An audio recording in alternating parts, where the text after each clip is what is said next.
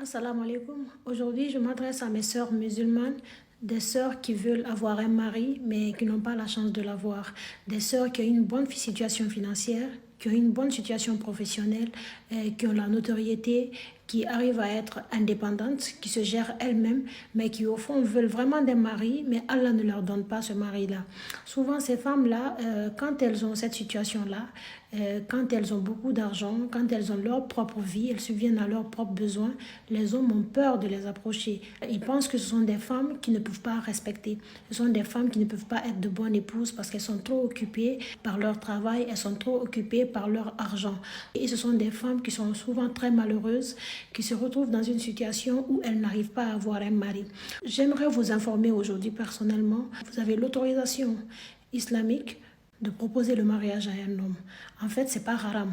Quand tu vois un homme, par exemple, qui répond à tes critères, qui est vraiment un homme pieux, qui est musulman, qui a de nobles caractères, qui est quelqu'un qui pourrait devenir le père de tes enfants, qui pourrait te respecter, que toi-même tu pourras respecter, tu pourras honorer devant Dieu et les hommes, il n'est pas interdit d'aller vers lui et de lui proposer le mariage. S'il accepte, ça sera à lui de faire venir sa famille dans votre famille, de demander votre main à votre famille, et si le mariage est scellé, ça sera à lui de donner votre dot.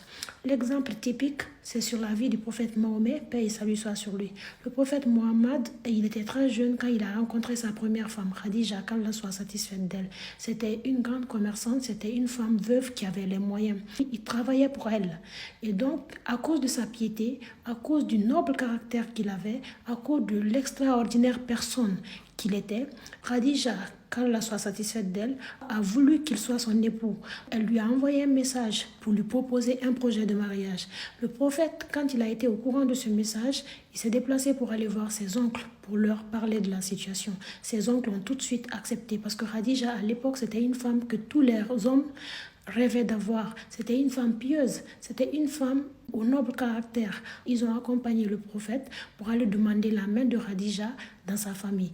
Ensuite, lorsqu'il y a eu le mariage, c'était au prophète de donner la dot de sa femme. Donc cela voudrait dire tout simplement que la femme à elle-même, quand elle voit un homme qui l'intéresse, dans le cadre de la religion, dans le cadre de la piété, un homme qui est vraiment sur le bon chemin, elle peut lui proposer le mariage. Mais ça sera à cet homme-là, par contre, de demander sa main dans sa famille et de pouvoir payer sa dot. Il n'y a pas un plus bel exemple que la vie du prophète. Il n'y a pas plus bel exemple que les femmes du prophète. Cette histoire nous montre tout simplement qu'il n'est pas haram d'épouser une femme veuve parce que Khadija, qu'Allah soit satisfaite d'elle, elle était veuve. Il n'est pas haram d'épouser une femme plus âgée parce que Khadija, qu'Allah soit satisfaite d'elle, elle était plus âgée. Il n'est pas non plus haram qu'une femme propose le mariage à un homme. Donc j'aimerais vous dire, chères sœurs, lorsque vous êtes à un moment donné de votre vie ou que vous avez les moyens d'épouser un homme et que vous voyez un homme, par exemple, qui pourra répondre à vos critères dans le sens de la piété, dans le sens de l'islam, vous pourrez lui proposer le mariage. Ça sera à lui d'accepter. Je sais que c'est difficile avec notre société, qu'on voit une femme qui elle-même propose le mariage à un homme. Tout ce qui n'est pas formellement haram, cela veut dire que c'est autorisé en islam. Vous n'avez pas à dire forcément, il faut que l'homme ait les moyens pour que vous soyez la femme de cet homme-là. Si vous-même vous avez les moyens et que vous savez que cet homme c'est un travailleur, vous savez que c'est un homme courageux, vous savez que c'est un homme qui a des talents, qui a des caractères nobles d'un vrai homme, vous pouvez vraiment lui proposer le mariage et vous marier avec lui. Dans la même histoire du prophète, paix et salut soit sur lui, il était plus jeune que sa femme, c'est vrai, mais il était très courageux. Il travaillait pour elle.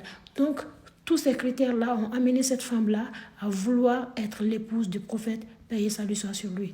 Il n'avait pas les moyens comme elle. C'est elle qui a mis tous ses biens à la disposition du prophète pour l'islam, pour la conquête de la religion islamique. Ça ne peut pas être n'importe quel homme non plus. Soyez juste distinctive. Même s'il ne vous accepte pas, vous n'aurez pas commis le haram.